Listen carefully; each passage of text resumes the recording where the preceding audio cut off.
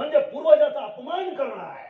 लक्षात घ्या. अरे ज्यांनी शिवछत्रपतींचा राज्याभिषेक रोखला, ज्यांनी होळकरांची होळकरशाही गिळंकृत करण्याचा प्रयत्न केला, विटोजी होळकरांचा ज्यांनी शनिवार वाड्यापुढे हत्तीच्या पायाला बांधून खून केला, 3 दिवस प्रेत पडलेलं होतं, ज्यांनी राष्ट्रपिता ज्योतिराव फुलेंच्या वरती मारेकरी धाडले, ज्यांनी राजर्षी छत्रपती शाहू महाराजांचा वेदोक्त प्रकरणामध्ये शूद्र म्हणून अपमान केला, ज्यांनी चातुर्वर्ण्य आधारित व्यवस्था म्हणून डॉक्टर बाबासाहेब आंबेडकर आणि अण्णाभाऊ साठेंचा छळ केला, त्या प्रवृत्तीनं आपण डोक्यावर घ्यायला लागलो. म्हणजे आपल्या पूर्वजांचा आपण अपमान करायला लागलेलो. म्हणून बांधवांनो, माझी तुम्हाला हात जोडून विनंती आहे, जे बुजुर्ग लोक इथं आलेले आहेत त्यांनी आपल्या लेकरांना आपला इतिहास सांगावा. त्यांच्या हातातला मोबाईल 2 तासासाठी का होईना काढून घ्यावा आणि आपले पूर्वज कोण होते, ते कोणासोबत लढले हे सांगावं, ही गरज आहे. केरळचे नेते आदरणीय रमेश चेन्निथलाजी, महाराष्ट्र विधानसभेचे विरोधी पक्ष नेते, आमचे स्नेही आणि त्यांना चंद्रपूरचा वाघ म्हणून ओळखतो आपण, विजय वडेट्टीवार जी, रमेश चेन्निथला जी, लातूर में अब कांग्रेस की हवा है, इसीलिए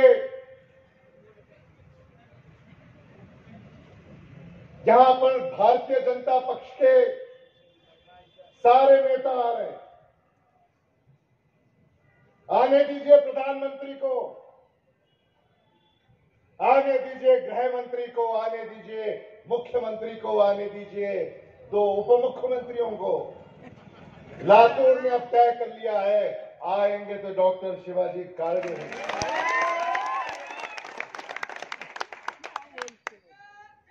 लातूर ने तय कर लिया है, पूरा विजय वडेट्टीवार जी का हो गया.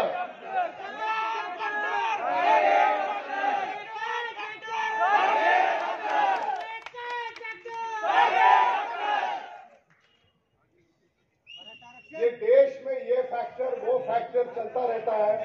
लातूर के लोगों ने अब तय कर लिया है कि लातूर में एक फैक्टर कालगे डॉक्टर.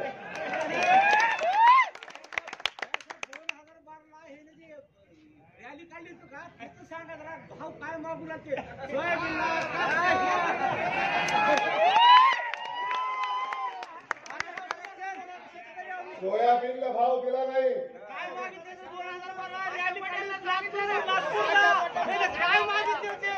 उत्तर द्या. शेतकरी आम्ही बोलतो बघा.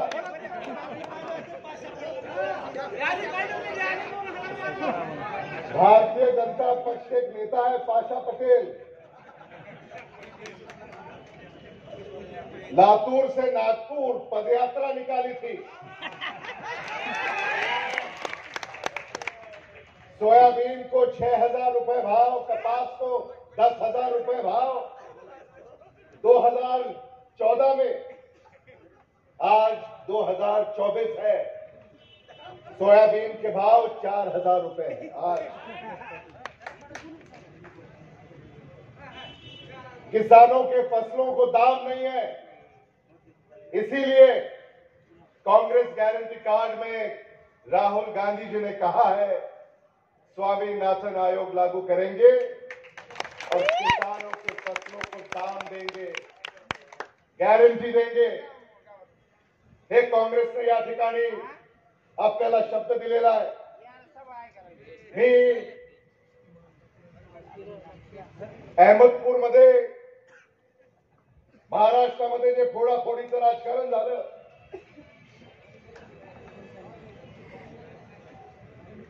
उद्धव बाळासाहेब ठाकरे यांचा पक्ष फोडला, शरद पवारांचं घर फोडलं, काँग्रेसच्या घराच्या सुद्धा काही खिडक्या चोरून नेल्या.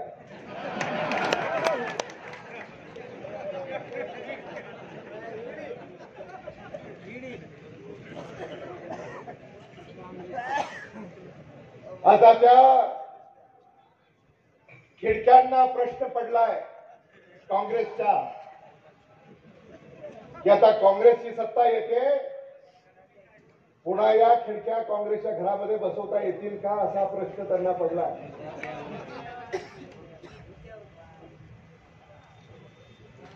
या फोडाफोडीच्या राजकारणाला अहमदपूर विधानसभेचे उमेदवार सुद्धा त्याच्यामध्ये सामील आहेत.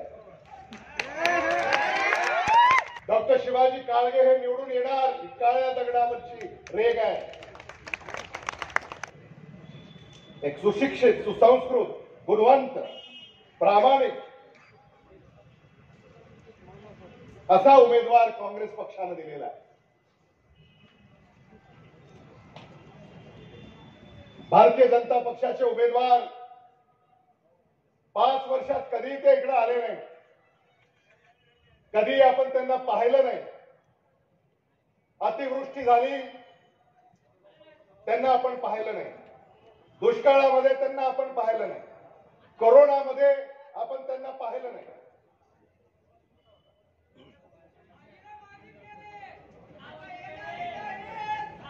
आणि म्हणून अशा भारतीय जनता पक्षाच्या उमेदवाराच्या पाठीशी जाण्याचं कसलंच कारण नाही. विनायकराव पाटलांनी सांगितलं 50,000चं मताधिक्य. डॉक्टर शिवाजी काळगे यांना तुम्ही देणार आहात.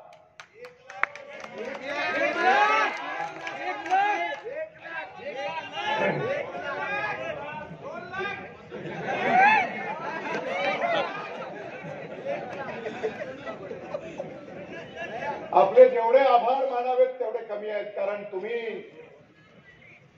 हा जो पाठिंबा या ठिकाणी दर्शवताय, यातून ऊर्जा घेऊन आम्ही ही लढाई लढणार आणि लढाई जिंकणार. तारखेला आपल्या मतदारसंघामध्ये मतदान आहे. सकाळी 7 वाजल्यापासून संध्याकाळी 6 वाजेपर्यंत आपणाला हे मतदान करायचं आहे. आणि यामध्ये 2 मशीन राहणार आहेत.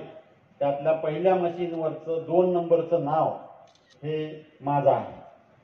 आपणाला 2 नंबरच्या नावासमोरील हाताच्या चिन्हाच्या हाताचा पंजा त्याच्या समोरचं बटन दाबून आपले आशीर्वाद माझ्या पाठीशी उभे करायचे. आणि सिलेंडर रस्त्यावर कुठे महागाई नेऊन ठेवली, डिझेलचे पेट्रोलचे भाव वाढले, गरीबाचं ते उज्ज्वला उज्ज्वला उज्ज्वला म्हणून सांगितलं. मैंने बहनों की आंखों में आंसू नहीं देख सकता. आता सिलेंडर भरवा जात नाही, डबा होत नाही. आता महिला आमच्या फुकून फुकून डोळे जात आहे. ते फुकलेले डोळे गेले की म्हणून एक कहावत है ना, जुमले बाज इतना होशियार है, देता कुछ नहीं है, ऐसा दिखाता है सब कुछ मैंने दिया. एक शायर कहते हैं कि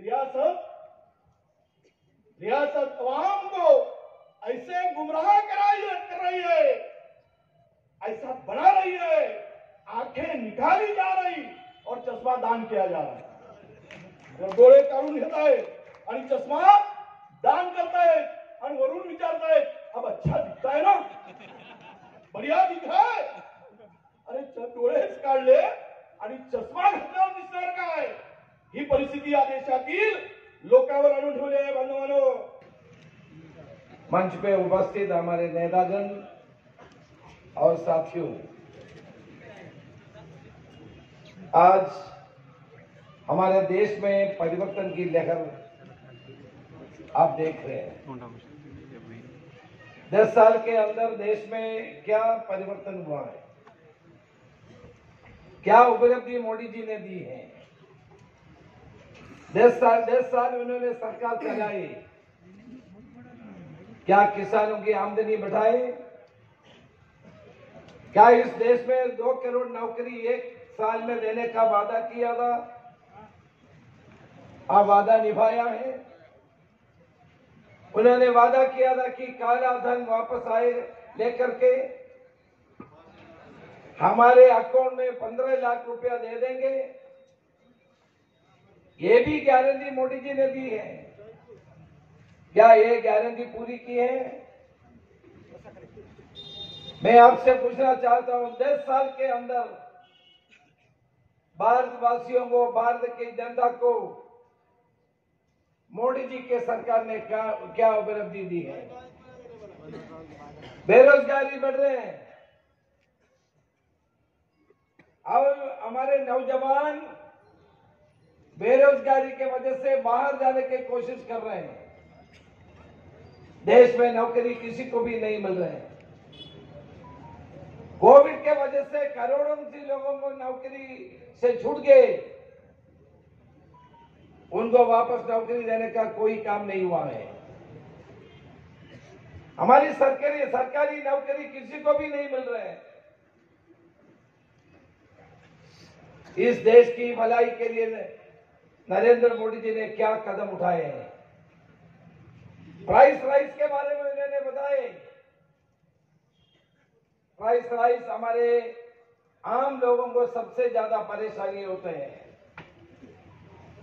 इन्फ्लेशन बढ़ते जा रहे हैं। इसको काबू करने के लिए, कम करने के लिए कोई कदम सरकार से नहीं उठाए हैं। हमारे प्रधानमंत्री जहां भी जा रहे हैं, उन्होंने अपने सरकार के बारे में नहीं बताते हैं, सरकार की उपलब्धियों के बारे में नहीं बताते हैं, केवल वो हिंदू और मुसलमान की बात बताते हैं। समाज को बांटने की काम करते जा रहे हैं। हिंदू और मुसलमानों में जोड़ो, लोगों को बांटने का काम हमारे प्रधानमंत्री और गृह मंत्री करते जा रहे हैं। जहां भी जाते हैं, उन्होंने कांग्रेस के खिलाफ बात करते हैं। हमारे मैनिफेस्टो के बारे में बोलते हैं कि ये मुस्लिम लीग की मैनिफेस्टो है। कितना झूठ हमारे प्रधानमंत्री बताते हैं। प्रधानमंत्री बोलते हैं कि दक्षिण भारत में एक नया देश बनाना चाहते हैं। कौन बनाना चाहते हैं? किसी ने मांग की है? हमारी देश की एकता और अखंडता को कायम रखने के लिए कांग्रेस पार्टी ने कुर्बानी की है। इस देश के लिए, देश को एक बनाने के लिए हमारे नेता लोगों ने अपनी जिंदगी कुर्बानी की है। हमारे प्रिय नेता राहुल गांधी जी ने कन्याकुमारी से लेकर के कश्मीर तक 4000 किलोमीटर पैदल चले। देश को जोड़ने के लिए उन्होंने पदयात्रा की है। मोदी देश को तोड़ने के काम कर रहे हैं, राहुल गांधी देश को जोड़ने का काम कर रहे हैं। इस देश के जनता के दिलों को जोड़ने का काम कर रहे हैं। मणिपुर से लेकर के मुंबई तक 4000 किलोमीटर उन्होंने यात्रा की, भारत को जोड़ने के लिए और भारतवासियों को न्याय देने के लिए उन्होंने यात्रा की है। देखिए, आजकल जो चुनाव के मैदान में हमारे प्रधानमंत्री कितने गिर रहे हैं। उनका भाषण अब देख लीजिए, कहां तक जा रहे हैं। क्या प्रधानमंत्री के कुर्सी पे बैठने वाले आदमी को ऐसे शब्द को यूज करना ठीक है? अब सोच लीजिए। शरद पवार जी के बारे में उनका मतभेद हो सकते हैं, पार्टियों में मतभेद हो सकते हैं, लेकिन शरद पवार जी के बारे में बोला फड़कते हुए आत्मा। क्या ये प्रधानमंत्री ऐसे शब्द यूज करना ठीक है? प्रधानमंत्री अभी अपसेट है पूरा। 3 दिन में 7 पब्लिक मीटिंग मराठवाड़ा में, वेस्टर्न महाराष्ट्र में वो कर रहे हैं। उनको जानते हैं, उनके खिलाफ लहर बन रहे हैं, हवा बन रहे हैं। इसलिए उन्होंने, शरद पवार जी महाराष्ट्र के लिए क्या क्या नहीं किया है। मुख्यमंत्री रह चुके हैं, कृषि मंत्री थे, उनके पूरा जीवन महाराष्ट्र के जनता के लिए उन्होंने दी है और महाराष्ट्र को आगे बढ़ाने के लिए उन्होंने अपने कार्यकाल में बहुत कुछ काम की है और आगे बढ़ाने के लिए बहुत कुछ उन्होंने प्रयास की है। मतभेद हो सकते हैं, राजनीति में मतभेद होना चाहिए, लेकिन प्रधानमंत्री के कुर्सी में बैठने वाले आदमी शरद पवार जी जैसे एक देश की नेता के बारे में ऐसे ऐसे शब्द यूज करना क्या जरूरी है? आप सोच लीजिए। आज अमित देशमुख जी ने आपके सामने बताया सोयाबीन के बारे में, किसानों की हालत को देख करके उन्होंने ये बात बताई। केवल महाराष्ट्र में नहीं, भारत देश में किसानों की हालत बहुत बुरा है। किसानों की भूमि छीनने के लिए उन्होंने कॉर्पोरेट को मदद करने के लिए उन्होंने 3 नियम लागू करने के लिए कोशिश की। देश के किसान आंदोलन के रास्ते पे आए, उनको विड्रॉ करना पड़ा। अभी भी किसान आत्महत्या के वक्त में है। हजारों की तादाद में भारत के किसान आत्महत्या कर चुके हैं। उनका रक्षा के लिए सरकार ने कुछ नहीं किया। नौजवानों को रोजगार देने के लिए कुछ नहीं किया। हमारे दावों के काबू करने के लिए कुछ नहीं किया। नरेंद्र मोदी जी, आप किसके लिए वोट मांग रहे हैं? 10 साल इस देश को आपने देशवासियों के लिए कुछ नहीं किया है। इसलिए मैं आपसे ये निवेदन करना चाहता हूं, हम सब लोग मिलकर के अभी चुनाव के मैदान में उतरना है। एक बात मैं जरूर बताना चाहता हूं, नरेंद्र मोदी के सरकार को बदलेंगे और इंडिया अलायंस की सरकार दिल्ली में बनेगी, इसका कोई शक नहीं। मैं इसी अवसर पे ज्यादा नहीं बोलना चाहता हूं।